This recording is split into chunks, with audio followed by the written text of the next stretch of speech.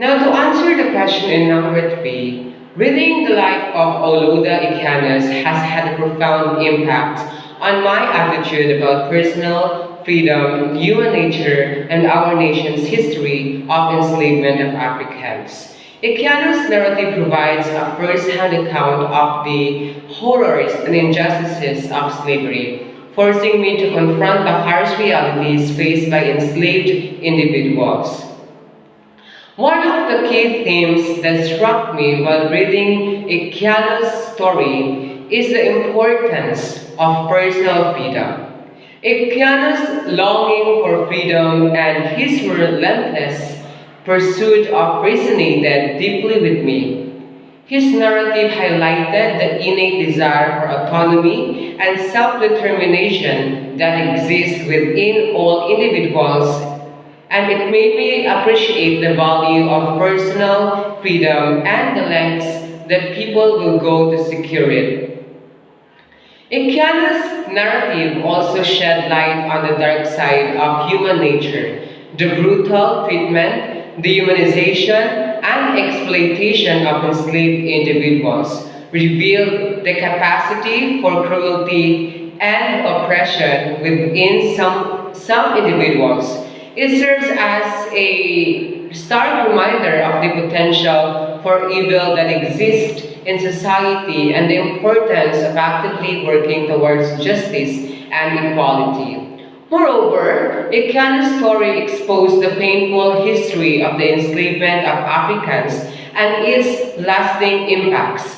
His vivid descriptions of the Middle Passage, the separation of families, and the physical and psychological abuse endured by slaves provided a stark reminder of atrocities committed during this period. It deepened my understanding of the systemic nature of slavery and its profound effects on individuals, families, and communities. Overall, reading Ikiana's narrative has challenged my previous assumptions and expanded my understanding of personal and freedom, human nature, and the history of enslavement. It has reinforced the importance of recognizing and confronting the injustices of the past, as well as working towards a more equitable and just society in the present. Now, to answer the question number four, Ikiano was only 11 years old when slave traders kidnapped. From his narrative, are you able to picture both the young sacred boy and the middle-aged writer and abolitionist? Explain. So yes, from Ikiano's narrative, I am able to picture both the young and sacred boy and the middle-aged writer abolitionist. Ikiano's storytelling allows me to envision the transformation he undergoes from a vulnerable child to a resilient adult. So in his descriptions of his early experiences as a young boy, Ikiano portrays himself as frightened and bewildered. He vividly depicts the moment of his kidnapping, the separation from his family, and the confusion and fear he felt being taken away from everything familiar. Through his words, I can imagine the vulnerability and innocence of the young Ikiano, thrust into a terrifying and unknown world.